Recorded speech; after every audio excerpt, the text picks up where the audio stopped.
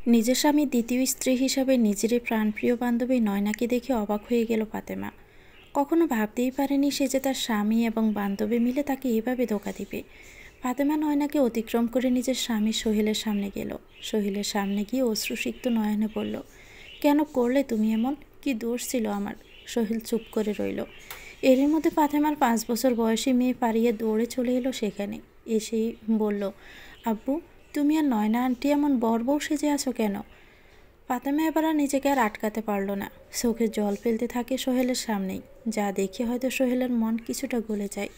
তাই সোহেল বলে ওঠে, লেট মি এক্সপ্লেন। ফাতেমা ইশারা করে সোহেলকে থামিয়ে দেয়। তারপর নিজের মেয়ে পারিয়ার হাত শক্ত করে ধরে বলে ওঠে, এতদিন শুধু আমাদের মেয়ের দিকে তাকিয়ে তোমার পরকীয়ার কথা জেনেও আমি চুপ করেছিলাম, কিন্তু আর নয়, তুমি আবার সব মাত্রা অতিক্রম করে ফেলেছ। এবার আমাকে আর তুমি আটকে রাখতে পারবে না। আমার মেয়ের জন্য এতদিন আমি সব কিছু মুখ বুজে সহ্য করেছিলাম, কিন্তু আর নয়, এবার আমার মেয়ের জন্যই আমি আবারও ঘুরে দাঁড়াবো। এ কথা বলেই নয়নার সামনে যায় ফাতেমা। সপাটে স্বর বসিয়ে দিয়ে বলে ওঠে, আমি স্বপ্নেও ভাবতে পারিনি আমার স্বামীর যার সাথে সম্পর্ক চলছে সেটা তুই। তোকে আমি কত বিশ্বাস করতাম রে নয়না। সোহেল কারোর সাথে পরকীয়া করছে এটা জানতে পেরেই আমি সবার প্রথমে আমি তোকেই বলেছিলাম, অথচ তুই সেই সময় আমাকে বলেছিলি আমি নাকি ভুল ভাবছি। তখন সোহেলের হয়ে কত কথা বলেছিলি তুই। এখন বুঝতে পারছি এসবের কারণ কি। খুব না বড় বড় কথা বলতি তুই। নিজের পায়ে দাঁড়ালে নাকি বিয়ে করার প্রয়োজন হয় না। তো বিজনেস টাইকুন মিসেস নয়না কি এটাই মোটিভ ছিল যে সে অন্য কারো স্বামীকে কেড়ে নেবে? ফাতেমা, একদম চুপ চুপ। একদম উঁচু গলায় কথা বলবি না আমার সাথে। তুই ভালো করে চিনিস আমি মানুষটা কেমন। সেই স্কুল থেকেই তো আমায় চিনিস তুই। আমার জিনিসে অন্য কেউ নজর দিলে তার কী অবস্থা করি সেটাও তুই জানিস। তোকেও এত সহজে আমি ছেড়ে দিব ভাবছিস না? আমি প্রকৃতির প্রতিশোধের আশায় বসে থাকবো না রে নয়না। তোকে আর তোর স্বামীকে আমি নিজের হাতে শাস্তি দিব। বলে ফাতেমা ফারিয়াকে কোলে নিয়ে নিজেদের রুমের দিকে যায়। নয়না পিছন থেকে উপহাস করে বলে, কি করবি কি তুই আমাদের? কি করার আছে তোর? আমি একজন বিজনেস টাইকুন, সোহেল একজন উকিল, আর তুই কি সামান্য একজন গৃহিণী। ফাতেমা পিছন ফিরে তাকিয়ে আত্মবিশ্বাসী হেসে বলে, এ সামান্য গৃহিণী তোর কি করে সেটাই শুধু তুই দেখতে থাক। এমন সময় সোহেল বলে ওঠে, এত বড় বড় কথা তুমি কিভাবে বলতে পারছো? এই বাড়ি থেকে বেরোনোর পর তো রাস্তায় থাকতে হবে, কারণ আমার মনে হয় না তুমি তোমার বাবার বাড়িতে যাবে বলে। ফাতেমা একটু বিচলিত হয়ে পড়ে। সত্যিই তো, সে তার বাবার বাড়িতে যেতে পারবে না, কারণ তার মা বাবা অনেক আগেই মারা গেছে। আর ভাই ভাবি তাকে একদমই পছন্দ করে না। তারা যে তাকে আশ্রয় দিবে না এটা সে খুব ভালো করেই জানে। তবে ভেঙে পড়ার মেয়ে তো ফাতেমা নয়। তাই সে হাসি মুখে বলে, তোমাকে নিয়ে তোমাকে এত ভাবতে হবে না আমাকে নিয়ে। আর যাই হোক না কেন, আমি আমার মেয়েকে নরকে রাখবো না অন্তত। বলে ফাতেমা নিজের রুমে চলে যায়। রুমে আগে থেকেই সব কিছু গোছানোই ছিল। ফাতেমা আগে থেকে জানে এমন কোনো দিন আসবে তার জীবনে। 2 মাস আগেই ফাতেমা বুঝতে পেরেছিল সোহেল তাকে ধোঁকা দিচ্ছে। তখনই নয়নার সাথে যোগাযোগ করে সে। ফাতেমার আপন বলতে এক নয়নাই ছিল, কারণ বাপের বাড়ির কেউ তার পাশে নেই। নয়না ছাড়া আর তার কোনো ঘনিষ্ঠ বন্ধুবান্ধবও নেই। এই জন্যই নয়নাকে নিজের সব গোপন কথা শেয়ার করত। সোহেলের ব্যাপারে খোঁজ নিতেও সে নয়নাকেই বলেছিল, কিন্তু শস্যের মধ্যেই যে ভূত লুকিয়ে থাকলে আর কী পাওয়া যাবে। নিজের নির্বুদ্ধিতার কথা ভেবে সে হাসে। আজ ফাতেমা কেঁদেছে সোহেলের জন্য, নয় নয়নার জন্য। মা বাবাকে হারানোর পর নয়নাই তো তার আপন ছিল, আর সেও এভাবে তাকে ধোঁকা দিল। ফাতেমা সব সাজানো জিনিসপত্র নিয়ে রুম থেকে বের হয়ে যেতে যাবে, তখনই পারিয়া বলে ওঠে, আম্মু, আমরা কোথায় যাব? ফাতেমা পারিয়ার মাথায় হাত বুলিয়ে বলে, আমরা অনেক সুন্দর একটা জায়গায় যাব মামুনি, যেখানে সব কিছু অনেক সুন্দর হবে। পারিয়া বাবুক হয়ে কিছুক্ষণ ভাবে, তারপর বলে ওঠে, আব্বু কি নয়না আন্টিকে বিয়ে করেছে? ফাতেমা কি উত্তর দেবে বুঝতে পারছে না। তার এই অবুঝ সহজ সরল মেয়েটাকে এই পৃথিবীর জটিল সমীকরণ কিভাবে বোঝাবে সে? ফাতেমার ভাবনার মধ্যেই পারিয়া বলে ওঠে, আই হেট আব্বু। আব্বু এটা একদম ঠিক করেনি। তুমি আমাকে যেখানে নিয়ে যাবে আমি সেখানেই যাব আম্মু। ফাতেমার বুকটা গর্বে ফুলে ওঠে তার মেয়ের কথা শুনে। ফাতেমার মনে হয় তার মেয়েকে সে একদমই ঠিকঠাকভাবে মানুষ করতে পেরেছে। পারিয়াকে বুকে জড়িয়ে সে বলে, তুমি একদমই চিন্তা করো না মামুনি। তোমাকে আমি অনেক ভালো একটা জীবন উপহার দিব। সমাজকে দেখিয়ে দিব একজন মায়ের শক্তি কতটা। ফাতেমা ফারিয়াকে নিয়ে ঘর থেকে বের হতে যাবে, এমন সময় সোহেল তার সামনে এসে বলে, যাওয়ার আগে একবার ভেবে দেখো, নিজের কথা না ভাবলে আমাদের মেয়ের কথাটা অন্তত ভেবো। আমাদের নয়, ফারিয়া শুধু আমার মেয়ে, ওর উপর তোমার আর কোনো অধিকার নেই। তুমি তো উকিল, যত তাড়াতাড়ি সম্ভব ডিভোর্স পেপার রেডি করে আমার কাছে পাঠিয়ে দাও, আমি সাইন করে দিব। সোহেল ফাতেমাকে আটকাতে যাবে, তখনই নয়না তাকে আটকে বলে, এই আপদগুলোকে তুমি যেতে দাও তো, আমরা নতুন করে আবারও আমাদের ফ্যামিলি গড়ে তুলব। ফাতেমা দাঁড়ায় গিয়ে বলে, সব কিছুকে এত সহজ ভাবিস না নয়না, তোদেরকে তো আমি সুখী হতে দিব না। আমার জীবনের সুখ কেড়ে নিয়ে তোরা সুখী হতে পারবি না, এটা ফাতেমার প্রতিজ্ঞা। নয়না বলে ওঠে, আরে যা যা, তুই কি করতে পারবি আমি তা দেখে নেব। ফাতেমার কোনো বাক্য ব্যয় না করে বাড়ি থেকে বেরিয়ে আসে। বাহিরে এসে সে চিন্তায় পড়ে যায়, এখন কোথায় যাবে। তখন হঠাৎ কিছু একটা মনে করে নিজের ফোন বের করে কল করে শ্রেয়াকে। শ্রেয়াও তার একজন বান্ধবী, নয়নার মতো তার সাথে এতটা ঘনিষ্ঠ সম্পর্ক ছিল না, অনেক দিন থেকে তার সাথে যোগাযোগে নেই। তবে ফাতেমা জানে শ্রেয়া তাকে সাহায্য করবে, কারণ মেয়েটা অনেক ভালো মনের। ফোন করার কিছুক্ষণ পরে শ্রেয়া ফোনটা রিসিভ করে বলে, বল ফাতেমা, কেমন আছিস? তুই আমায় মনে রেখেছিস? এত সহজে কিভাবে ভুলবো বল? তোর মতো ব্রিলিয়ান্ট স্টুডেন্টকে কি ভোলা যায়? আমাদের ভার্সিটির মধ্যে তো সিজিই তো সবচেয়ে বেশি ছিল। আমি তো ভেবেছিলাম তুই অনেক ভালো কোনো জায়গায় যাবি, কিন্তু সেই তো গৃহিণী হয়ে গেলি। ফাতেমা আফসোসের সুরে বলে, সেটাই তো সব থেকে বড় ভুল করেছি রে জীবনে, এখন সে ভুল সূত্রে নিতে হবে।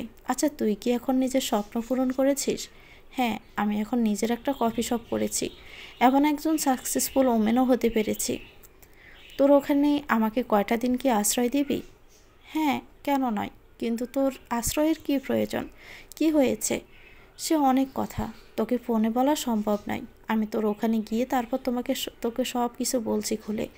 ঠিক আছে, চলে আয় তুই।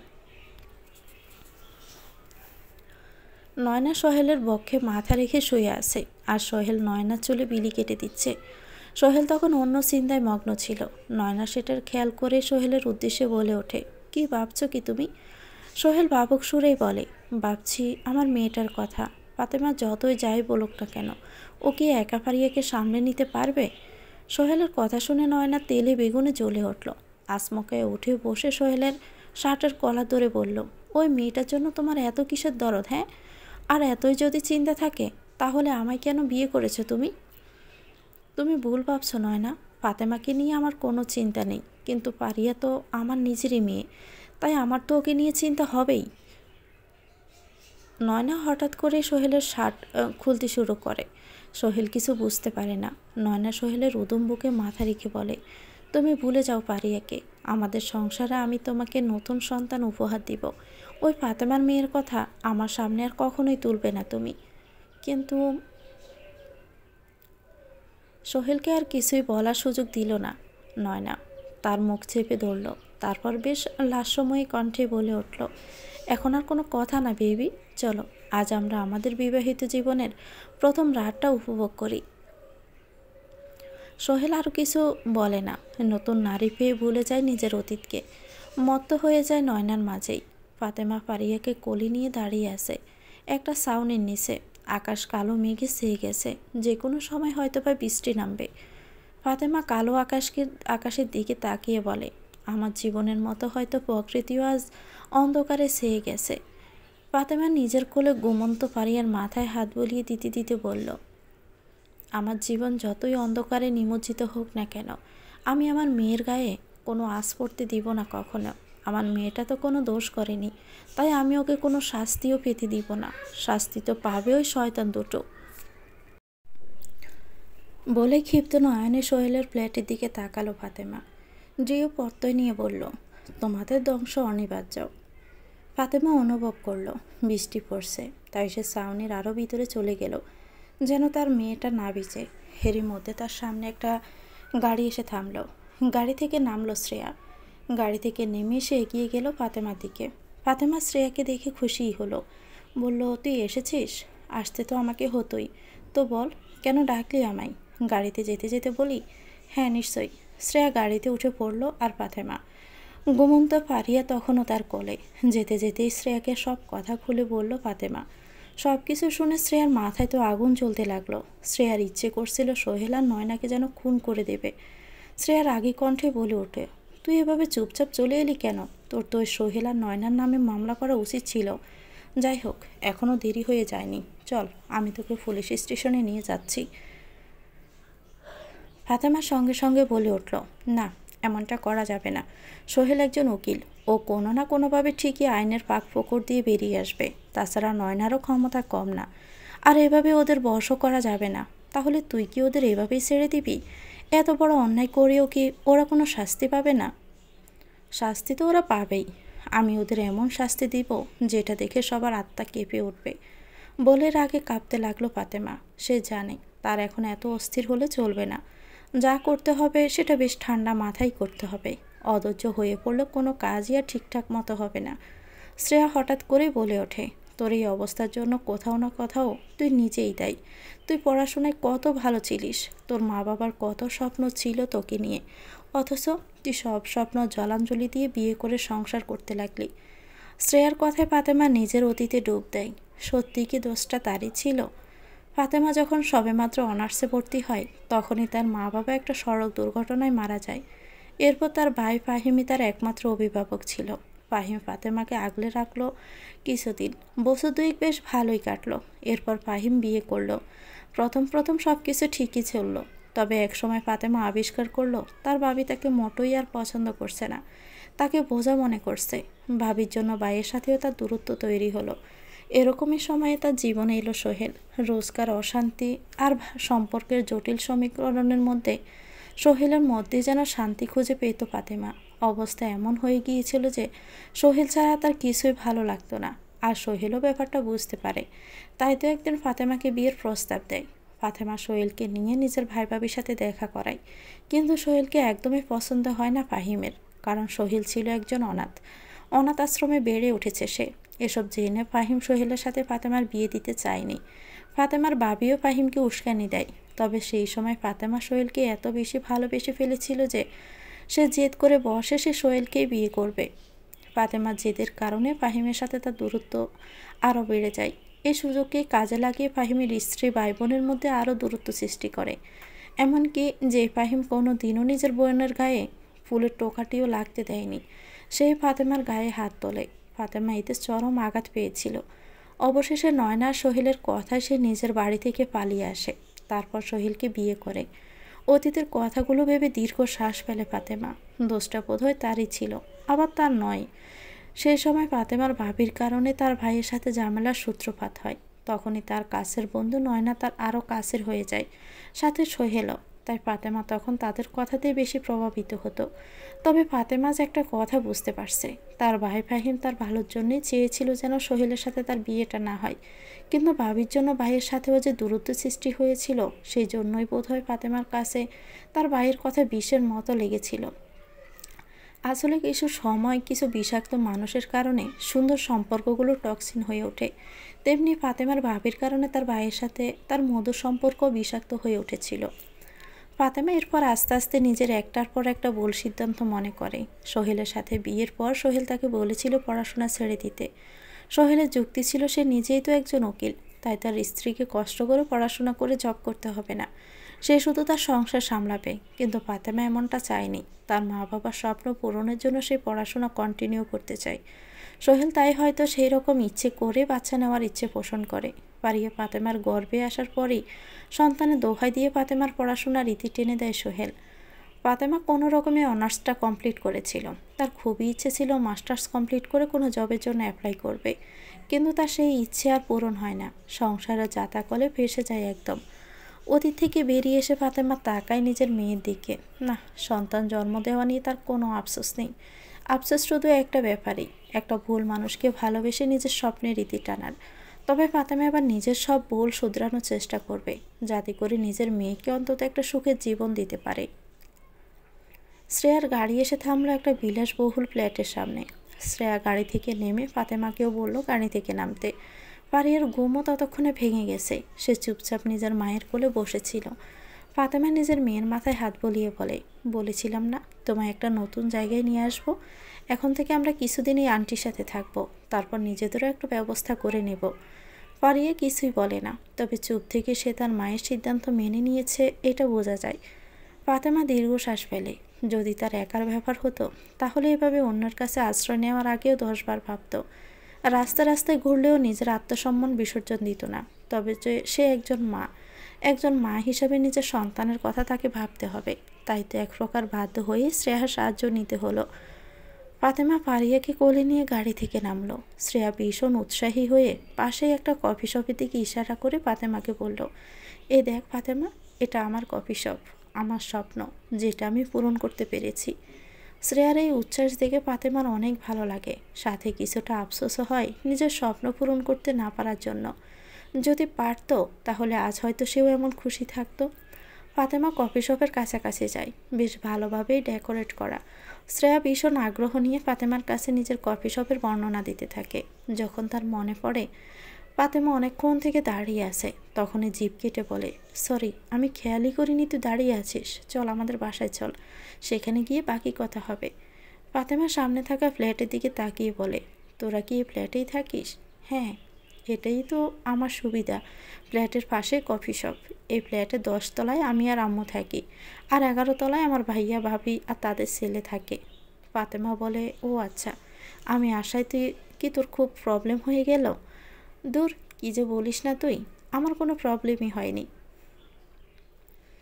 কোনো প্রবলেম না হলেও তোর ফ্যামিলির বাকি সবার তো প্রবলেম হতেই পারে, বাকিদেরও কোনো প্রবলেম হবে না। আম্মু তো তোকে দেখে অনেক খুশি হবে, তুই দেখিস। আর তোর ভাইয়া ভাবিরা, ওদের কথা বাদ দে, ওরা এমনিতেও আমাদের ব্যাপারে মাথা কামায় না, ওরা ওদের ফ্ল্যাটে থাকুক, আমরা আমাদের ফ্ল্যাটে থাকি, তো চল। ফাতেমা সায় জানায়। নয়না গোসল সেরে একটা তোয়ালে গায়ে পেঁচিয়ে বাথরুম থেকে বের হয়। তার দিকে হাঁ করে তাকিয়ে থাকে সোহেল। নয়না মুচকি হেসে সোহেলের দিকে এগিয়ে গিয়ে বলে ওঠে, এভাবে কি দেখছো তুমি? তোমাকে দেখছি, কি নিখুঁত সৌন্দর্য তোমার, এই সৌন্দর্যই তো আমাকে বিমোহিত করেছে। নয়না সোহেলের কোলে বসে পড়ে, সোহেলের চুলে হাত বুলিয়ে বলতে থাকে, আমি ফাতেমার থেকেই সুন্দরী বলো। সেটা কি আর বলতে, তবে জানো ফাতেমা আগে তোমার থেকেও বেশি সুন্দরী ছিল, এজন্যই তো আমি ওর প্রেমে পড়েছিলাম। কিন্তু বিয়ের পর থেকে আমি দেখছি ওর সৌন্দর্য কমতে শুরু করেছে, আর পারিয়ের জন্মের পর থেকে তো ফাতেমা আগের থেকে অনেক সৌন্দর্য হারিয়ে ফেলেছে। আগে কত সুন্দর ফিগার ছিল, আর এখন কিনা। নয়না হেসে বলে ওঠে, এজন্যই বুঝি তুমি আমার প্রেমে পড়েছ? হ্যাঁ, তুমি এখন ফাতেমার থেকে অনেক বেশি সুন্দরী। নয়না তৃপ্তির একটা হাসি হাসে। অবশেষে তার উদ্দেশ্য সফল হয়েছে। নয়নার মনে সবসময় ফাতেমার জন্য হিংসা ছিল। যদিও ফাতেমা নয়নাকে নিজের বেস্ট ফ্রেন্ড ভাবত, নিজের বোনের মতো দেখত, কিন্তু নয়নার দিক থেকে অনুভূতিটা ছিল অন্যরকম। নয়নার এখনও মনে পড়ছে স্কুল কলেজের দিনগুলো। ফাতেমা দেখতে তার থেকেও বেশি সুন্দরী ছিল, পড়াশোনাতেও ছিল ফার্স্ট ক্লাস। এজন্য সবাই নয়নার থেকে ফাতেমাকেই বেশি পছন্দ করত। এজন্য নয়না ফাতেমাকে একদমই সহ্য করতে পারত না, তবুও তার সাথে ভালো ব্যবহার করত, যা আদতে তার নাটক ছিল। তবে নয়না সবসময় চেয়েছিল ফাতেমার ক্ষতি করতে, ফাতেমাকে কষ্ট দিতে। এজন্য সে ফাতেমার অগোচরে তার অনেক ক্ষতি করেছে, যা ফাতেমা জানতেও পারেনি। ফাতেমা ছিল মধ্যবিত্ত পরিবারের, আর নয়নার বাবা একজন ধনী ব্যবসায়ী। এটাই ছিল নয়নার একমাত্র দিক, যে দিক দিয়ে সে এগিয়ে। কিন্তু এটা তার জন্য যথেষ্ট ছিল না, সে সব দিক দিয়ে ফাতেমার থেকে এগিয়ে যেতে চেয়েছিল। এজন্যই তো সোহেলের সাথে ফাতেমার বিয়ের পর নয়না সোহেলের ব্রেন ওয়াশ করে ফাতেমার পড়াশোনা বন্ধ করে দেয়। সেই সময় নয়না সোহেলকে এটাই বুঝিয়েছিল যে ফাতেমা অনেক সুন্দরী, তাই সে এভাবে বাহিরে পড়াশোনা করলে পরকীয়ায় জড়িয়ে যেতে পারে। সোহেলও নয়নার ভালো বন্ধু ছিল, তাই নয়নার কথা তাকে প্রভাবিত করেছিল। তবে ফাতেমার পড়াশোনা বন্ধ করে নয়না সম্পূর্ণ শান্তি পায়নি। সে চেয়েছিল ফাতেমাকে আরও অসহায় করে দিতে। ফাতেমার পড়াশোনা বন্ধ করতে পারলেও ফাতেমাকে স্বামী সন্তান নিয়ে সুখী দেখে নয়না ভীষণ জ্বলত। ঈর্ষায় এতটাই অন্ধ হয়ে গেল যে শেষ পর্যন্ত সোহেলের দিকে নজর দিল। নয়নার একটা প্লাস পয়েন্ট ছিল, ফাতেমা এবং সোহেল দুজনই তার বন্ধু। এজন্য দুজনেই তার সাথে নিজেদের অনেক কথা শেয়ার করত। ফাতেমা সোহেলের কথা একসময় নয়না বুঝতে পারে তাদের মধ্যে ধীরে ধীরে দূরত্বের সৃষ্টি হচ্ছে, আর এই সুযোগটারই সদ্ব্যবহার করে সে। ফারিয়ার জন্মের পর থেকে সন্তান আর সংসার সামলানোর চাপে ফাতেমার সৌন্দর্যে মলিনতা দেখা যায়, আর এটাই সোহেলকে তার প্রতি উদাসীন করে তুলেছিল। এই সুযোগকে কাজে লাগিয়ে নয়না সোহেলকে নিজের দিকে আকর্ষণ করে। নিজের এসব কুকীর্তি ভেবেই হাসতে থাকে নয়না। আজ তার চিৎকার করে বলতে ইচ্ছে করছে, দেখ ফাতেমা, আজ আমি তোর থেকে সব কিছু কেড়ে নিয়েছি, তোকে সম্পূর্ণ ভেঙে গুঁড়িয়ে দিয়েছি। ফাতেমা আর পারিয়াকে নিজের বাসায় নিয়ে এলো শ্রেয়া। শ্রেয়ার মা শাবানা বেগমকে তাদের ব্যাপারে সবটা খুলে বলেছে শ্রেয়া। সব কিছু শুনে শাবানা বেগমের ভীষণ মায়া হলো ফাতেমার জন্য। পারিয়ার মাথায় হাত বুলিয়ে তিনি বলেন, তোমার স্বামী এতটা কুলঙ্গার হলো কীভাবে মা? এ বাচ্চাটার কথাটা একবারও ভাবলো না? ফাতেমা শান্তই রইল, তার যে নিজেরও কিছু বলার মতো ভাষা নেই। শাবানা বেগম ফাতেমাকে আশ্বাসের সুরে বলেন, তুমি একদমই চিন্তা করো না মা, আমি তোমার অবস্থানটা বুঝতে পারছি, আমি তোমার পাশে আছি। তুমি যতদিন ইচ্ছে তুমি আমাদের বাসায় থাকতে পারো। শ্রেয়া, তুই ওদেরকে গেস্ট রুমটা দেখিয়ে দে, ওরা যতদিন ইচ্ছে ওখানেই থাকবে। ফাতেমা কৃতজ্ঞতার সূচক দৃষ্টিতে তাকায় শাবানা বেগমের দিকে, বলে, আপনাকে অনেক ধন্যবাদ আন্টি, আপনারা আছেন জন্যই আমি আমার মেয়েটাকে নিয়ে নিশ্চিন্ত হতে পারলাম। আপনাদের এই রেঞ্জে আমি কিভাবে শোধ করব? পাগলি মেয়ে একটা, তোমায় একদম চিন্তা করতে হবে না এসব কথা নিয়ে। তুমি তো আমার কাছে শ্রেয়ারই মতো। যাও, তোমরা ঘরে গিয়ে বিশ্রাম নাও, অনেকটাই দখল গেছে তোমাদের উপর দিয়ে। শ্রেয়া ফাতেমা আর পারিয়াকে গেস্ট রুমে নিয়ে যায়। তাদের রুমটা দেখিয়ে দিয়ে বলে, তোরা আপাতত এখানেই থাক। ফাতেমা আবারও শ্রেয়ার হাত ধরে বলে ওঠে, তোকে অসংখ্য ধন্যবাদ শ্রেয়া। আরে, বারবার এভাবে ধন্যবাদ দিতে হবে না, কিন্তু আমি কিন্তু তাহলে রেগে যাব। এই বলে একটু থেমে আবারও বলে ওঠে, তুই তোর স্বামী এবং তার দ্বিতীয় স্ত্রীর একটা ব্যবস্থা কর। ওরা তোর প্রতি যে অন্যায় করেছে তার শাস্তি যেন ওরা যতক্ষণ না পাচ্ছে ততক্ষণ কিন্তু আমি শান্তি পাবো না। ফাতেমা দীর্ঘশ্বাস ফেলে বলে, শান্তি তো আমিও পাবো না, কিন্তু এতটা অধৈর্য হলে চলবে না, ঠান্ডা মাথায় সবটা করতে হবে। ফাতেমা ফারিয়াকে ভাত খাইয়ে দেওয়ার চেষ্টা করছে, কিন্তু ফারিয়া কিছুতেই খেতে চাইছে না কিছু। আসলে এত আঘাত মেয়েটা মেনে নিতে পারেনি। বাবাকে খুব যে ভালোবাসে, হঠাৎ করে বাবার প্রতি তার এই দ্বিতীয় বিয়ে তার মধ্যে মনস্তান্ত্রিক পরিবর্তন এনেছে। ফাতেমা সবটাই বুঝতে পারছে। তার তো এখন বুক পেটে কান্না পাচ্ছে, কিন্তু সে নিজেকে শক্তই রেখেছে। নিজের মেয়েকে যে তার শক্ত হাতে সামলাতে হবে। কোনো রকমে ফারিয়াকে খাইয়ে তাকে ঘুম পাড়িয়ে দেয় ফাতেমা। তারপর নিজের ফোনটা হাতে নেয়। সোহেল ও নয়নার একসাথে একটা ছবি বার করে। এই ছবিটা তাদের ভার্সিটি লাইফের।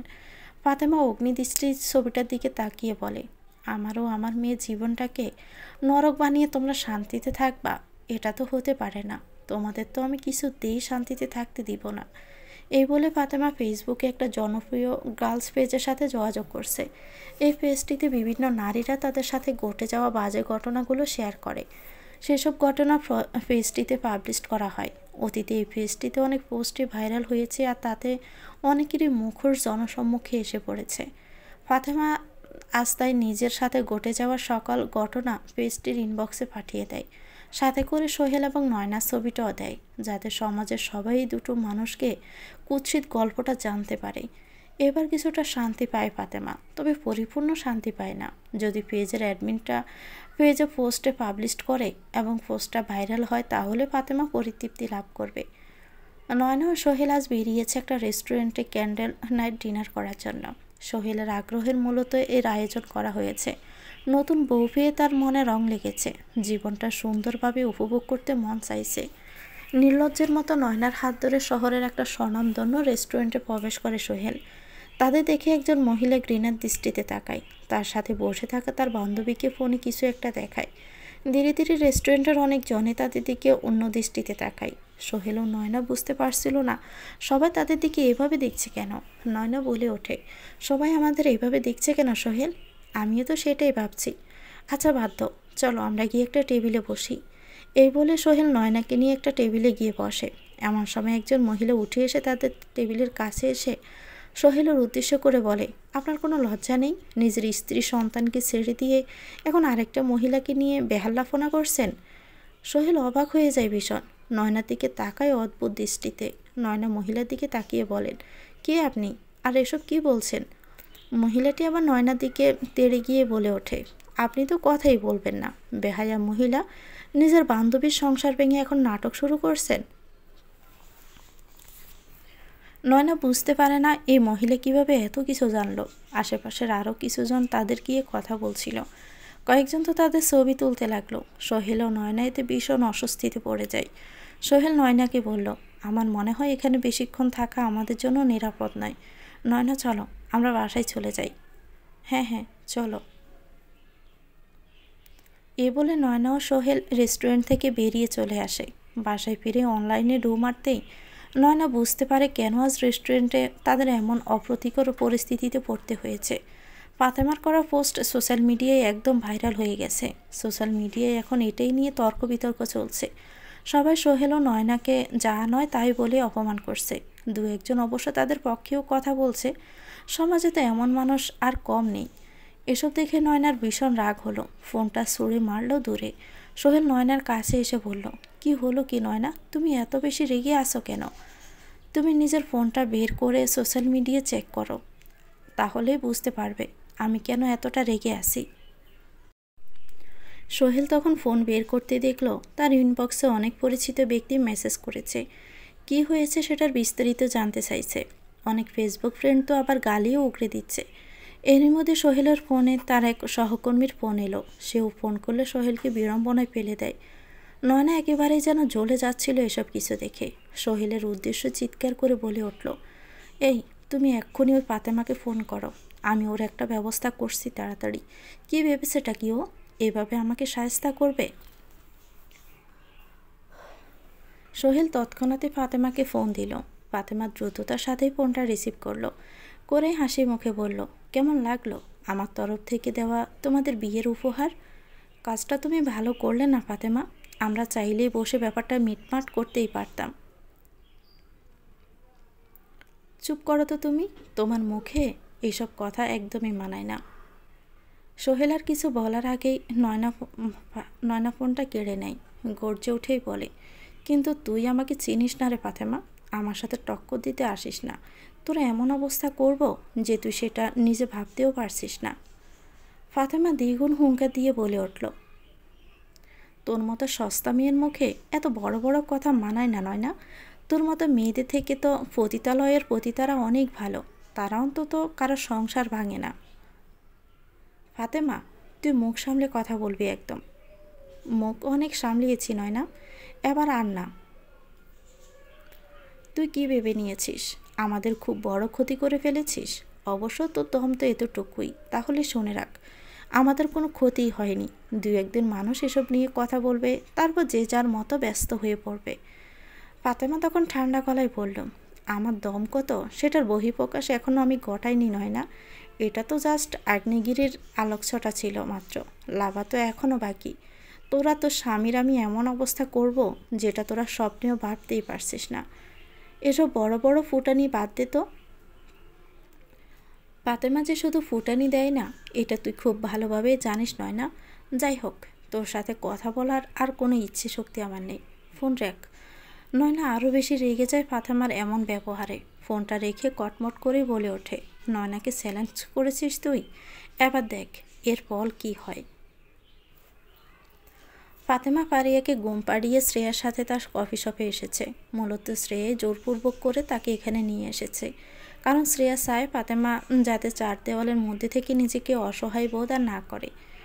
কফির কাপে চুমুক দিয়ে শ্রেয়া ফাতেমাকে বলে ওঠে, তুই কি করবি ভাবছিস? ফাতেমা ভাবুক হয়ে গেল। কিছুক্ষণ ভেবে তারপরে বলল, ভাবছি আবার নতুন করে সব কিছু শুরু করব। আমি মাস্টার্সে ভর্তি হতে চাই, নিজের বাকি পড়াশোনা কমপ্লিট করতে চাই। ভালো সিদ্ধান্ত নিয়েছিস। ফাতেমার মুখ হঠাৎ করেই গম্ভীর হয়ে যায়। সে বলে ওঠে, কিন্তু সেজন্য তো আমার টাকার প্রয়োজন। এটা নিয়ে তুই এত চিন্তা করিস না, এত চিন্তা করার কি আছে, আমি সেটা ব্যবস্থা করে দিব। না না শ্রেয়া, এটা হয় না। আমি শুধু তোর থেকে টাকা নিতে পারবো না, এতে আমার আত্মসম্মান ক্ষুণ্ণ হবে। তোকে আমার থেকে এমনি এমনি টাকা নিতে হবেও না, তুই না হয় আমার কফি শপে পার্ট টাইম জব করিস। ফাতেমা ভাবলো কিছুক্ষণ, তারপর বলল, ওকে, প্রস্তাবটা মন্দ নয়, তবে আমার নিজের জন্য আবার নিজেকেই লড়তে হবে, সাথে নিজের মেয়ের জন্য। তাই আমি আমার নিজের সব অধিকার বুঝে নিব এবার। মানে? আমার বাবার সম্পত্তির উপরেও তো আমার অধিকার আছে, তাই না?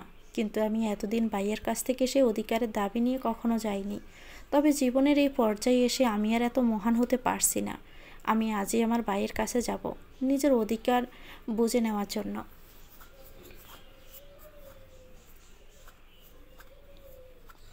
ফাতেমা আজ এসে উপস্থিত হয়েছে তেজগাঁওয়ে, নিজের বাবার বাড়িতে। নিজেদের বাসার গলিতে প্রবেশ করতেই আবেগপ্রবণ হয়ে যায় ফাতেমা। এই গলিতে তার কত শত স্মৃতি জড়িয়ে আছে, সাথে রয়েছে কত পাওয়া না পাওয়ার হিসেব। নিজের বাবার বাড়ির সামনে এসে থমকে যায় ফাতেমা। কিছুই বদলায়নি, সবটা এখনও আগের মতোই আছে, শুধু বদলে গেছে কিছু সম্পর্কের সমীকরণ। এ বাড়িতে বড় হয়ে ওঠা দুই ভাই বোনের সম্পর্কের বন্ধন যা ছিল অটুট, তা আজ একেবারে বিলীন হয়ে গেছে। ফাতেমা অতীতের কথা ভেবে একটা দীর্ঘ নিঃশ্বাস ফেলে। অতীতের স্মৃতিগুলো মধুর এবং তিক্ততায় ভরা, তবে তার বর্তমানের লড়াইয়ের জন্য তার এখানে আসাটা যে বড্ড বেশি জরুরি ছিল। জীবনের নতুন যে লড়াই এসে নেমেছে, সেখানে সে সহায় সম্বলহীন হয়ে থাকলে চলবে না। আমরা যতই মুখে বলি না কেন, অর্থই অনর্থের মূল, কিংবা মানি ডাজ নট ম্যাটার। প্রকৃত অর্থে এই সমাজে টিকে থাকতে গেলে অর্থের প্রয়োজনই সবচেয়ে বেশি। অর্থই সমাজের সম্মান এবং ক্ষমতা এনে দেয়। তাই সর্বক্ষেত্রে মহান হলেও অর্থের ক্ষেত্রে মহান হতে নেই, বিশেষত তখন যখন সে অর্থ সম্পদের উপর আমাদের অধিকার থাকে। ফাতেমা বাড়ির সামনে দাঁড়িয়েছিল অনেকক্ষণ, অনেক কিছু ভাবনা চিন্তা করলো। তারপর সব দ্বিধাদ্বন্দ্বকে পাশে ঠেলে কলিং বেলে চাপ দিল, পরপর দুবার। এর কিছুক্ষণের মধ্যে দরজাটা খুলল। খুন্তি হাতে বাসা থেকে বেরিয়ে এলে ফাতেমার ভাবি মোহনা। মোহনা ফাতেমাকে দেখে যে একদম খুশি হয়নি, সেটা তার মুখ দেখে সহজে অনুমান করা যায়। ফাতেমা অবশ্য এটাই আশা করেছিল। বাহিরে দাঁড়িয়ে সে বলল, আমায় ভিতরে আসতে বলবে না ভাবি? মোহনা কাট গলায় বলল, তুমি এখানে কেন এসেছো? কি চাই তোমার এখানে? ফাতেমা এমন ব্যবহারই আশা করছিল, তাই বেশি একটা অবাক হলো না। তার ভাবি যে এটুকু বদলায়নি, সেটা সে বোঝাই যাচ্ছে। ফাতেমা মৃদু হেসে বলল, নিজের বাড়িতে আসার জন্য কি কোনো কারণ দরকার? মোহনা তাচ্ছিল্য হেসেই বলল, বিয়ের পর শ্বশুর বাড়ি মেয়েদের বাড়ি, অবশ্য তুমি সেটাও টিকিয়ে রাখতে পারোনি। বাহ, এই খবরও তোমার কাছে পৌঁছে গেছে ভাবি? তুমি তো আমার ভালোই খোঁজ রাখো দেখছি। মোহনা মুখ বাঁকিয়ে বলে ওঠে, খোঁজ রাখতে হয় বই কি, কারণ আমি তো জানি তোমার বোঝা আবার আমাদের ঘাড়ে এসে চাপতে চাইবে। তবে তোমায় আমি একটা কথা স্পষ্ট করে বলে রাখি, আমি বা তোমার ভাই কেউই তোমার বোঝা টানতে ইচ্ছুক নয়। এমনিতেই আমাদের সংসার চলে নানান অভাব অনটনে, তারপর যদি তুমি এসে জোটো তাহলে তো। ফাতেমা মোহনাকে অভয় দিয়ে বলে ওঠে, তুমি একদমই চিন্তা করো না ভাবি, আমি এখানে থাকার জন্য কিংবা তোমাদের ঘাড়ে বোঝা হয়ে যাওয়ার জন্য আসিনি। আমি এসেছি নিজের অধিকার আদায়ের জন্য। তোমার অধিকার মানে কি?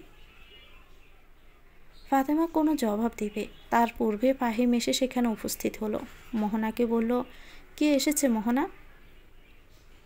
মোহনা গম্ভীর স্বরেই বলল, কে আর আসবে বলো? তোমার গুণধর বোন, নিজের সংসার ভেঙে এখন আমাদের সংসার ভাঙতে এসেছে। ভাবি। ফাহিম এগিয়ে এসে মোহনাকে বেশ রাগী সুরেই বলল, তুমি ওকে এখানে দাঁড় করিয়ে রেখেছ কেন? ভিতরে আসতে দাও। তারপর নিজেই ফাতেমাকে বলে, তুই ভিতরে আয়, আমরা বসে তারপর কথা বলছি। ফাতেমার প্রতি ফাহিমের এত নরম ব্যবহার একদমই সহ্য হয় না মোহনার। সে বিড়বিড় করে বলে ওঠে, যত সব ঢং। ফাতেমা শুনে মোহনার বলা কথাটা, তবে আর গায়ে মাখল না। এখন তার ভাইয়ের সাথে কথা বলাটা বেশি জরুরি। তাই মোহনাকে পাশ কাটিয়ে ভিতরে প্রবেশ করল। ফাহিম সোফায় বসে ফাতেমাকেও সোফাতে বসতে বলল। ফাতেমা নিজের ভাইয়ের কথা মতোই সোফায় গিয়ে বসল। ফাহিম কিছুক্ষণ চুপ থেকে ফাতেমাকে বলল, আমি কি তোর এতটাই পর হয়ে গেছি ফাতেমা? তোর সাথে এত কিছু হয়ে গেল, অথচ আমি কিছুই জানতে পারলাম না। অনলাইন থেকে আমাকে সবটা জানতে হলো। ফাতেমা স্মিত হেসে বলল, আমি তোমাদেরকে অযথা চিন্তার মধ্যে ফেলতে চাইনি ভাইয়া। আর এমনিতেও তোমাদের জানালে তোমরা কিছুই করতে পারতে না। সোহেল আমাকে অনেক বাজেভাবেই ঠকিয়েছে, সাথে নয়নাও। ফাহিম রাগী কণ্ঠে বলল, কে বলেছে কিছু করতে পারতাম না? ও সোহেল আর নয়নাকে উচিত শিক্ষা দিতাম আমি। মোহনা তখনই সেখানে উপস্থিত হয়ে বলল, হ্যাঁ, ওসবে করো তুমি। অন্যকে শিক্ষা দিতে গিয়ে নিজে জেলের ভাত খাও। এসব তো তোমার বোনেরই বাড়াবাড়ির ফল। আমরা তো কেউই এই বিয়েটার পক্ষে ছিলাম না। তোমার বোনই তো নিজের কপাল নিজেই খেয়েছে। মোহনার কথায় আজ আর নিজেকে সামলাতে পারল না ফাহিম। নিজের মনে এতদিনের জমা সব দুঃখ আজ যেন উগলে দিতে লাগলো। বলতে লাগলো, এই তুমি কোন মুখে এসব কথা বলছো মোহনা? তুমি কি ভেবেছ আমি এতদিন তোমায় কিছু বলিনি তার জন্য আমি কিছুই বুঝতে পারিনি? আমি সব কিছুই বুঝেছি। বিয়ের কিছুদিন পর থেকে আমি খেয়াল করেছি আমার বোনের প্রতি তোমার কিসের যেন একটা রাগ। প্রথম দিকে আমি এই জন্যই তোমায় বকেছি, কিন্তু এতে কোনো লাভ হয়নি। আমারও এখনও মনেই আছে একদিন তুমি ফাতেমার হাতে গরম পানি ঢেলে দিয়েছিলে। সেদিন আমি রাগ সামলাতে না পেরে তোমার গায়ে হাত তুলেছিলাম, আর সেই দিনে তুমি বিষ খেয়ে সুইসাইডের চেষ্টা করো। আমি ফাতেমাকে এসব কিছুই বুঝতে দেয়নি। তোমায় হাসপাতালে নিয়ে গিয়ে ওকে মিথ্যে বলেছি যে তুমি বাপের বাড়িতে চলে গেছো কিছুদিনের জন্য। এরপর তুমি সুস্থ হওয়ার পর আমি তোমাকে অনেক বুঝিয়ে আমার বোনটার সাথে ভালো ব্যবহার করার জন্য, কিন্তু তুমি তো বাড়িতে ফিরে তুমি ওর সাথে আরও খারাপ ব্যবহার করতে লাগলে। আমি কিছু বললেই মরার হুমকি দিতে আমাকে। এত ঝামেলা আমার আর সহ্য হচ্ছিল না। এই জন্যই তো আমি ফাতেমাকে অযথা বকতাম, যাতে অন্তত তোমার রাগ কমে, তুমি একটু শান্ত হয়ে যাও। কিন্তু তোমার মধ্যে কোনো পরিবর্তন নেই। তোমার জন্য আমাদের ভাই বোনের সম্পর্ক খারাপ হয়ে গেল, যার দরুনই আমার বোনের সাথে আমার এতটাই মানসিক দূরত্ব তৈরি হলো যে ও আমার বিরুদ্ধে গিয়ে বিয়েটাও করে নিল। নিজের ভাইয়ের কথাগুলো শুনে স্তব্ধ নির্বাক হয়ে গেল ফাতেমা। সে বুঝতেই পারেনি তার অবসরে এত কিছু হয়ে গেছে। এখন ফাতেমা বুঝতে পারছে ফাহিমকে কতটা মানসিক চাপের মধ্যে দিয়ে যেতে হয়েছে। এদিকে এত কথা শোনার পরও মোহনার মধ্যে কোনো ভাবলেশ নেই। সে নিজের দাপট বজায় রেখে বলে, তুমি একটা কথা কান খুলে শুনে রাখো, তোমার এই ডিভোর্সি বোন যেন আমার সংসারে এসে না ওঠে, তাহলে কিন্তু আমি এই বাড়ি ছেড়ে চলে যাব। ফাহিম রাগান্বিত সুরেই বলে, তোমার কি সমস্যা ওকে নিয়ে মোহনা? আমাদের তো কোনো সন্তানও নেই, শুধু তোমার আর আমার ছোট্ট সংসার। সেখানে ফাতেমার ওর মেয়ে এলে কী এমন সমস্যা হবে? মোহনার চোখে এবার অশ্রুবর্ষণ শুরু হয়। সে শাড়ির আঁচল দিয়ে নিজের চোখে জল মুছে বলে, এভাবে যে আমি নিঃসন্তান এটা মনে করিয়ে দেওয়ার জন্য ধন্যবাদ তোমাকে। ঠিক আছে, তুমি থাকো তোমার বোনকে নিয়ে। তোমার বোন হয়তো কিছুদিন পর তোমার জন্য একটা ভালো মেয়ে দেখে বিয়েও দিয়ে দিবে, তারপর তাকে নিয়ে সুখে সংসার করিও তুমি। বলে চলে যেতে নেয় মোহনা। তখনই ফাতেমা বলে ওঠে, আমি কখনোই এমনটা করব না ভাবি। আমি জানি তুমি এই সন্দেহ থেকে বরাবরই আমার সাথে খারাপ ব্যবহার করেছ, কিন্তু বিশ্বাস করো তুমি যেমনটা ভাবছো আমি তেমন মন মানসিকতার নই। তোমাদের বিয়ের দিন তোমার মা আর তোমার কথোপকথন আমি শুনে নিয়েছিলাম। আমি এটা অনেক আগ থেকেই যে জানি যে তুমি কখনোই মা হতে পারবে না, কিন্তু কখনো কি আমি এই বিষয় নিয়ে তোমাকে কিছু বলেছি? তুমি যাতে কষ্ট না পাও তাই তো আমি এতদিন এই কথাটা গোপন রেখেছি। আর আমার যদি সত্যি এমন কিছু করারই থাকতো আমি তো সেটা অনেক আগেই করতে পারতাম। ফাতেমার কথা শুনে হতবিহ্বল হয়ে যায় মোহনা। নিষ্পলকভাবে তাকিয়ে থাকে ফাতেমার দিকে। ফাতেমার বলা কথা শুনে তারপর কিছুটা অপরাধী চোখ নিয়ে তাকায় ফাহিমের দিকে। ফাহিমের মধ্যে কোনো পরিবর্তন লক্ষ্য করা যাচ্ছে না। তার মানে কি ফাহিম সব আগে থেকে জানতো? মোহনার মনে থাকা প্রশ্নটা সে বাহিরে প্রকাশ করতে পারছিল না, তাই ফাহিমে বলে ফেলে, আমি অনেক আগে থেকেই কথাটা জানি মোহনা। 2 বছর আগে তোমার বাবা যখন মৃত্যু শয্যায় ছিল তখন তিনি আমাকে সবটা জানিয়েছিলেন। ইভেন আমার কাছেও ক্ষমা চেয়েছেন সবটা গোপন রাখার জন্য। মৃত্যুর আগে আমাকে সবটা বলে তিনি দায়মুক্ত হতে চেয়েছিলেন। তবে তিনি আমায় অনুরোধ করেছিলেন তোমার হাতটা যেন আমি না ছাড়ি কখনো। আমিও ছাড়তে চাইনি। বিশ্বাস করো, তোমার সন্তান না হওয়া নিয়ে আমার কোনো আফসোস নেই। আমার আফসোস শুধু এটা নিয়ে, তুমি কত অবলীলায় আমার থেকে এতগুলো দিনের সত্য কথাগুলো লুকিয়ে গিয়েছ। আগে জানালে হয়তো আমাকে বাবা হওয়ার মিথ্যে স্বপ্নে বিভোর হতে হতো না। মোহনা নির্চুপ, মাথা নিচু করে দাঁড়িয়ে আছে। আজ তার কিছুই বলার মতো মুখ নেই ফাহিমের সামনে। ফাতেমার দিকেও তাকানোর মতো মুখ তার নেই। মোহনা আজ জানে তার কোনো কিছু লুকিয়ে লাভও নেই। তার লুকানো সত্য অনেক আগেই প্রকাশিত হয়ে গেছে। এই মানুষ দুটো অনেক আগেই সব কিছু জেনে গেছে, কিন্তু কখনো তাকে টেরও পেতে দেয়নি। আর সে কি না করেছে, এই দুজনকে চরম অপমান করেছে। মোহনা নিজের কাজে নিজেই ছোট হয়ে গেল। মনে পড়ে গেল অতীতের দিনগুলো। মোহনার বিয়ের আগে জরায়ুতে একটা টিউমার হয়েছিল, যার কারণে তার জরায়ু কেটে বাদ দিতে হয়, যার দরুন সে মা হওয়ার সক্ষমতা হারায়। এই কথা জানার পর ভীষণভাবে ভেঙে পড়ে সে। মোহনার বিয়ের বয়স হওয়ার পর আশেপাশের পাড়া প্রতিবেশী আত্মীয় স্বজনরা চাপ দিতে থাকে। মোহনার পরিবারও তার জন্য মেয়ে দেখতে শুরু করে। কিন্তু মোহনার বিয়েতে ভীষণ ভয় ছিল, যদি তার সত্যটা জেনে বিয়েটা আটকে যায়। অথবা বিয়ের পর ডিভোর্স হয়ে যায়, তখন কি হবে? এজন্যই অনেক ভেবেচিন্তে সে তার মা বাবাকে জানায় তার এই সমস্যার কথা গোপন রেখে বিয়ে ঠিক করতে এবং পারলে কোনো অনাথ ছেলের সাথে বিয়ে দিতে, কারণ এতে করে কোনো পারিবারিক চাপ থাকবে না, স্বামীকে কোনো রকমে ম্যানেজ করলেই হলো। মোহনার এমন দাবি তার মা মানলেও মোহনার বাবা অমত জানায়। তখন মোহনা আত্মহত্যার হুমকি দিয়ে নিজের বাবাকে রাজি করায়। মোহনার বাবা অনেক খোঁজে ফাহিমের সন্ধান পায়। ফাহিমের কিছু বছর আগে মা বাবা দুর্ঘটনায় মারা গেছে। পরিবার বলতে শুধু আছে একটা মাত্র বোন, যেও বিয়ের পর আলাদা হয়ে যাবে। তাই তিনি ফাহিমের সাথে নিজের মেয়ের বিয়ে ঠিক করেন, সব সত্য কথা গোপন রেখেই। তারপর বিয়েটাও হয়ে যায়। বিয়ের পর মোহনার ফাতেমাকে একদমই সহ্য হতো না, কারণ তার মনে হতো ফাতেমা হয়তো একসময় তার সংসার ভাঙার কারণ হবে। মোহনার এই ধারণার পিছনের কারণ ছিল তার বিধবা ফুফু একসময় তার মাকে ভীষণ জ্বালাতো, কারণ মোহনার মায়ের কোনো ছেলে সন্তান হয়নি, তারা দুটো বোন ছিল। এমনকি তিনি তার মায়ের মগজ দোলাই করে মোহনার বাবার দ্বিতীয় বিয়ে দিতে চেয়েছিলেন, যদিও বা মোহনার বাবার অনিচ্ছার কারণে সফল হননি। নিজের প্রতি হীনমন্যতা এবং অতীতের কথাগুলো ভেবে মোহনার ভীষণ ভয় হতো। তার উপর ফাহিম ফাতেমাকে নিজের প্রাণের চেয়ে বেশি ভালোবাসত।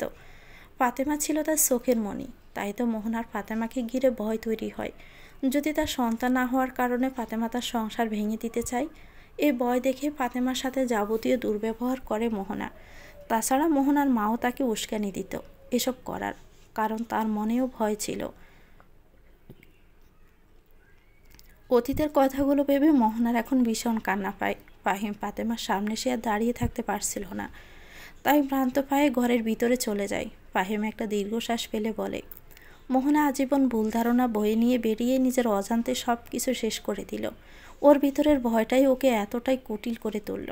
ফাতেমা বলল, এসব কথা বাদ দাও ভাইয়া, যা হওয়া তা হয়ে গেছে, এখন তো আর কিছুই বদলাবে না। এসব কথা বাদ দিলেও ওই সোহেলার নয়নাকে এত সহজে আমি ছেড়ে দিতে পারবো না ফাতেমা। তুই এখনও ওদের নামে মামলা করিসনি কেন? কারণ ওদেরকে আমি নিজের হাতে শাস্তি দিতে চাই। জানি না তোর মাথায় কী ঘুরপাক খাচ্ছে। যাই হোক, তোর ভাই এখনও বেঁচে আছে, তাই তোকে আশ্রয়হীন হয়ে ঘুরতে হবে না। তুই তোর মেয়েকে নিয়ে আজই আমার বাড়িতে শিফট কর। এটা হয় না ভাইয়া, আমার উপস্থিতি বাবিকে কষ্ট দিতে পারে, আমি এমনটা চাই না। বাবি যতদিন না মন থেকে আমায় মেনে নিবে ততদিন আমি এখানে আসতেও পারবো না। তুমি এই বিষয়টা নিয়ে আমাকে আর জোর করো না। আমি নিজের একটা ব্যবস্থা করে নিয়েছি। আমি আজ এখানে এসেছি অন্য একটা কারণে। কী কারণ বল? আসলে ভাইয়া, আমি আবার আমার পড়াশোনাটা শুরু করতে চাইছি। তাছাড়া ফারিয়ার যাবতীয় খরচ তো আছেই। মেয়েটা বড় হচ্ছে তো, এজন্য আমার টাকার প্রয়োজন। তাই তোকে এত চিন্তা করতে হবে না, আমি তো সব দায়িত্ব নিব। কিন্তু ভাইয়া, কোনো কিন্তু না। তোর ভাবি এমনি বলেছে আমার অভাব অনটনের সংসার, আসলে মোটেই এমন কিছু না। আমি যা আয় করি তাতে দুজন খেয়ে পড়েও অধিকাংশ টাকাই বেঁচে যায়। এমনকি তোর বা তোর মেয়ের দায়িত্ব নিলেও আমার অনেক সঞ্চয়ই হবে। তাছাড়া এত টাকা সশ্রয় করে কী করে হবে বল? আমার তো কোনো সন্তান নেই, যার জন্য এসব রেখে যাব আমি। আফসোস নিয়ে কথাটা বলে ফাহিম। কিছুক্ষণ চুপ থেকে পুনরায় বলে, তুই আপাতত এখানে না আসতে চাইলেও না আসিস, তবে আমি তোর আর তোর মেয়ের সব দায়িত্ব নিব। এটাতে তুই না করতে পারবি না কিন্তু। আর হ্যাঁ, বাবা শহরের পাশে কিছু জমি তোর নামে রেখে গিয়েছিল, সেগুলো আমি তোকে বুঝিয়ে দিতে চাই। তোরও তো একটা ভবিষ্যৎ আছে। এছাড়া এই বাড়ির কিছু শেয়ারও তুই পাবি। ফাতেমা কৃতজ্ঞতার দৃষ্টিতে তার ভাইয়ের দিকে তাকায়। এই ভাইকেই না সে কতটা ভুল বুঝেছিল। ফাতেমা ফাহিমের বাসা থেকে সবেমাত্র বেরিয়েছিল, তখনই তার ফোনে পারিয়ার স্কুল থেকে কল আসে। ফাতেমা ফোনটা রিসিভ করতে পারিয়ার স্কুলের প্রিন্সিপাল তাকে বলে ওঠে, আপনি পারিয়া তাসনিমের মা ফাতেমা খাতুন বলছেন তো? জি। পারিয়ার কি কোনো সমস্যা হয়েছে? উদ্বেগ নিয়ে কথাটা বলে ফেলে ফাতেমা। বিপরীত দিক থেকে উত্তর আসে, আপনি ইমিডিয়েটলি স্কুলে আসুন, পারিয়ার ব্যাপারে কিছু কথা বলার ছিল। ফাতেমা আর অপেক্ষা না করে দ্রুত পারিয়ার স্কুলের উদ্দেশ্যে রওনা দেয়।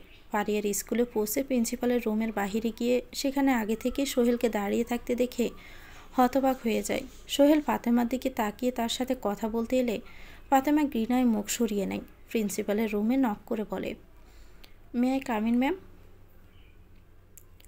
Yes, come. ফাতেমা রুমে প্রবেশ করতেই প্রিন্সিপাল ইশারা করেই বলে, সিট। ফাতেমা বসার পরে সোহেলও সেখানে চলে আসে। প্রিন্সিপাল সোহেলকেও ফাতেমার পাশে বসতে বলতেই ফাতেমা প্রতিবাদ করে বলে ওঠে, এই লোকটার পাশে আমি বসতে পারবো না ম্যাম। আর আপনি এরপর থেকে কোনো গার্ডিয়ান কল করলে ওনাকে ডেকে পাঠাবেন না, কারণ ওনার সাথে আমার বা আমার মেয়ের আর কোনো সম্পর্ক নেই। আমি এখন আমার মেয়ের একমাত্র গার্ডিয়ান।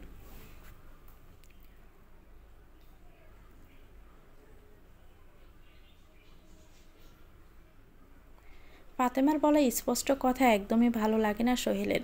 সে ভীষণ অপমানিত বোধ করতে থাকে। এদিকে পারিয়ার স্কুলের প্রিন্সিপালও হকচকিয়ে গেছেন। তিনি কিছুক্ষণ চুপ থেকে অবস্থা বোঝার চেষ্টা করেন, তারপর গলা খাঁকড়ে দিয়ে বলেন, দেখুন, আপনাদের স্বামী স্ত্রীর মধ্যে কী সমস্যা হয়েছে সেটা আপনাদের ব্যক্তিগত ব্যাপার, এ নিয়ে আমি কথা বলতে চাই না। তবে আপনাদের এই সমস্যার প্রভাব আপনাদের সন্তানের উপর যে বাজেভাবে পড়েছে সেটা আমি বলতেই পারি। ফাতেমা বলে ওঠে, কী সমস্যা হয়েছে ম্যাম? আজ ক্লাসে পারিয়ার ইংলিশ টিচার বিশ্ব অভিভাবক দিবস হিসাবে সকলকে তাদের মা বাবা সম্পর্কে কিছু স্পিচ দিতে বলেছিল। সেখানে সবাই ভালোভাবে বললেও পারিয়া ছিল ব্যতিক্রম। নিজের মায়ের ব্যাপারে সে ভালো কথা বললেও বাবা সম্পর্কে ভীষণ বাজে কথা বলেছে। এমনকি নিজের বাবাকে রাক্ষসের সঙ্গে পর্যন্ত তুলনা করেছে, যা শুনে সবাই ভীষণ অবাক হয়ে যায়। এমনকি ওর ইংলিশ ম্যাম যখন আমাকে ব্যাপারটা বলে তখন আমিও স্তম্ভিত হয়ে যাই। আপনারা নিশ্চয়ই বুঝতে পারছেন এতটুকু একটা বাচ্চা মেয়ের উপর কী পরিমাণ মেন্টাল প্রেশার পড়লে সে এমন কথা বলতে পারে। ফাতেমার মুখে বিদ্রুপের হাসি ফুটে ওঠে। সোহেলের যে রূপ পারিয়ে দেখেছে তাতে করে তার এই কথা বলা অহেতুক কিছু নয়। অন্যদিকে সোহেল লজ্জায় মাথা নিচু করে দাঁড়িয়ে আছে। ফাতেমা সোহেলের দিকে তাকিয়ে বলে, নিজে ভেবে দেখো কি জঘন্য কাজ করেছো তুমি।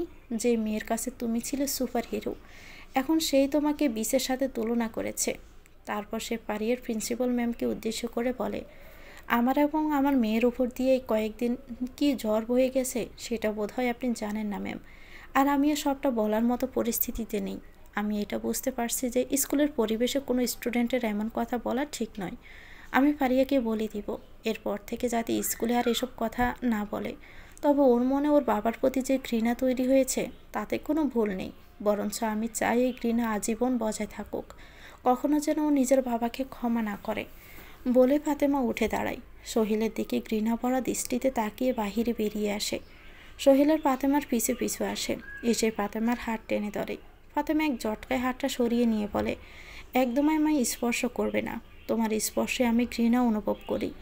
ফাতেমা, তুমি কিন্তু আবার বেশি বাড়াবাড়ি করছো। বাড়াবাড়ির কিছুই দেখোনি তুমি, সরো তো আমার সামনে থেকে। তোমায় দেখলেও আমার ঘৃণা হচ্ছে। জঘন্যতম একটা পুরুষ তুমি, যাকে তার সন্তান ও রাক্ষসের সাথে তুলনা করে। তুমি তো আমার মেয়ের মনে আমার প্রতি এত ঘৃণা তৈরি করে দিয়েছ। কেন করেছো এমনটা? আমরা চাইলেই বসে সব ঝামেলা মিটমাট তো করতেই পারতাম। ফাতেমার মুখে বিদ্রুপের হাসি ফুটে ওঠে। সে বলে, তোমার মুখে এসব কথা মানায় না সোহেল। তুমি যা করেছ তাতে তোমার চেহারাও আমি দেখতে চাই না। তোমার সাথে বসে মিটমাট করা তো অনেক দূরের কথা। এত দেহমাক কিসের তোমার? আমি তখন থেকে সবটা ঠিকঠাক করতে চাইছি, আর তুমি ঝামেলাই বাড়িয়ে চলছো। আমি বলছি শোনো, আমি না হয় নয়নাকে বিয়ে করেছি তো এতে কী সমস্যা? তুমি তো চাইলে নয়নার সাথে মিলেমিশে থাকতেই পারো। আমি তোমাদের দুজনকে নিয়ে সংসার। সোহেল নিজের পুরো কথাটা সম্পন্ন করতে পারে না, তার আগে ফাতেমা ঠাস করে একটা থাপ্পড় বসিয়ে দেয় সোহেলের গায়ে। সোহেল হুঙ্কার দিয়ে বলে ওঠে, ফাতেমা, তোমার এত বড় সাহস তুমি আমার গায়ে হাত তোলো? সাহসের তো এখনও কিছুই দেখোনি তুমি মিস্টার সোহেল। আমাকে কি তোমার খুব সস্তা মেয়ে মনে হয় যে আমি তোমার ওই রক্ষিতা নয়নার সাথে সংসার করব? ফাতেমা, তুমি কাকে কি বলছো? একদমই ঠিক কথাই বলছি। ওই নয়না হচ্ছে একটা রক্ষিতা, বাজে মেয়ে। তুমি ভুলে যেও না তোমার সাথে এখনও আমার ডিভোর্স হয়নি, তাই এত সাহস দেখিও না তুমি। আমি এখনও তোমার স্বামী, তোমার উপর আমার এখনও অধিকার আছে। ফাতেমা কিছু একটা বলতে গিয়েও থেমে যায়, তারপর বলে, মনে করিয়ে দেওয়ার জন্য ধন্যবাদ। বলে সে গটগট পায়ে চলে আসে। সোহেল ফাতেমাকে অনেকবার ডাকলেও সে আর শোনার প্রয়োজন মনে করেনি। ফাতেমা গাড়িতে করে ফেরার পথে নয়নাকে ফোন করে। নয়না ফোনটা রিসিভ করতেই সে বলে ওঠে, হ্যালো নয়না, কেমন আছিস তুই? ফাতেমা, তুই কোন সাহসে আমায় ফোন করেছিস? সাহস আমার বড্ড বেশি, সেটা তো তুই জানিসই। তোকে একটা জরুরি কথা বলার জন্য ফোন দিলাম। তুই বোধহয় জানিস সোহেল এখনও আমাকে ডিভোর্স দেয়নি, আর ভাবছি দেবও না। দেখি তুমি কি করতে পারো। হ্যাঁ, 2-1 দিনের মধ্যেই দিয়ে দিবে। সে সে গুড়ে বালি। আজ সোহেলের সাথে আমার দেখা হয়েছিল। ও নিজে আমায় বলেছে ওর সংসারে ফিরে যেতে। আমার হাতে পায়েও ধরেছে। আমার না ওর উপর ভীষণ দয়া হলো। তাই ভাবছি, না না না, তোকে আমি কিছুতেই আর সোহেলের জীবনে ফিরতে দিব না। বলে নয়না ফোনটা রেখে দেয়। ফাতেমা তখন বিড়বিড় করে বলে, আমি ওর জীবনে মরে গেলেও তো ফিরব না। কথাটা তো তোকে নিজের স্বার্থেই জানালাম। এবার আমি কাটা দিয়েই কাটা তুলব। সোহেল আজ বেশ রাত করে বাড়ি ফিরেছে। সে বাড়ি ফিরে দেখল নয়না ঘর অন্ধকার করে বসে আছে। সোহেল লাইট জ্বালিয়ে নয়নার পাশে বসে বলল, এভাবে রূপ অন্ধকার করে বসে আছো কেন তুমি? একদমই বসবেন আমার পাশে। তুমি যাও, ওই ফাতেমার কাছে যাও। এসব তুমি কি বলছো কি নয়না? আমি ফাতেমার কাছে কেন যাব? আমি তো আর ওকে ভালোবাসি না। আমি তো শুধু তোমায় ভালোবাসি। যদি তুমি আমাকে ভালোবাসো তাহলে ফাতেমাকে তুমি এখনও ডিভোর্স লেটার পাঠাওনি কেন? হ্যাঁ? সোহেল চুপ করেই থাকে। নয়না চিৎকার করে বলে ওঠে, কি হলো? তুমি চুপ করে আসো কেন? আমার প্রশ্নের উত্তর দাও। তাহলে কি তুমি আমায় শুধু নিজের স্বার্থে ব্যবহার করতে চাইছ? নিজের স্বার্থ সিদ্ধি হলে আমায় সরে ফেলে আবার ওই ফাতেমাকে নিজের মেয়েকে ফিরিয়ে নিয়ে আসবে? তুমি আমায় ভুল ভাবছো নয়না। আমি কেন এমনটা করতে যাব? আমি কিচ্ছু জানি না। তোমার উপর আমার একদমই বিশ্বাস নেই। যে মানুষ নিজের 6 বছরের সংসার করা স্ত্রীকে ছেড়ে দিতে পারে, তার কাছে তো আমি কিছুই না। তুমি যদি সত্যি আমায় ভালোবেসে থাকো তাহলে কাল সকালে ওই ফাতেমাকে ডিভোর্স নোটিশ পাঠিয়ে দিবে। কিন্তু কোনো কিন্তু নয়। আমি যা বলেছি তুমি তাই করবে। হয় তুমি আমাকে বেছে নাও, না হলে তুমি ফাতেমাকে। বলো তুমি কি করবে? সোহেল হার মেনে নেয়। বলে, ঠিক আছে, তুমি যা চাও তাই হবে। আমি কালই ফাতেমাকে ডিভোর্সের নোটিশ পাঠিয়ে দিব। আমি খবর নিয়ে দেখেছি ও এখন কোথায় আছে, সে ঠিকানাতেই পাঠিয়ে দিব। সকাল সকাল কলিং বেলের শব্দে শ্রেয়া বিরক্ত হয়ে যায়। দরজাটা খুলতে গিয়ে দেখে একজন কুরিয়ার বয় দাঁড়িয়ে আছে। শ্রেয়া তাকে দেখে বলে, জি বলুন। ফাতেমা খাতুনকে ডাকা যাবে? ওনার নামে একটা পার্সেল আছে। শ্রেয়া ফাতেমাকে ডাকে। ফাতেমা এসে পার্সেলটা নেয়। পার্সেলটা খুলতে একটা কাগজ বেরিয়ে আসে। শ্রেয়া কৌতূহলী হয়ে বলে ওঠে, কি ওটা? ফাতেমা মুখে হাসি ফুটিয়ে একটা স্বস্তির নিঃশ্বাস নিয়ে বলে, এটা আমার মুক্তির সনদ। তো ভিউয়ার্স, গল্পটির নাম হচ্ছে অতুলনীয়া। লিখেছেন দিশামণি। এটা গল্পের প্রথম অংশ। পরবর্তী অংশ পেতে চ্যানেলটিকে সাবস্ক্রাইব করে আমাদের সাথেই থাকবেন। ভালো লেগে থাকলে একটি লাইক দিয়ে দিবেন, কমেন্ট করে জানাবেন কেমন লেগেছে। আল্লাহ হাফেজ।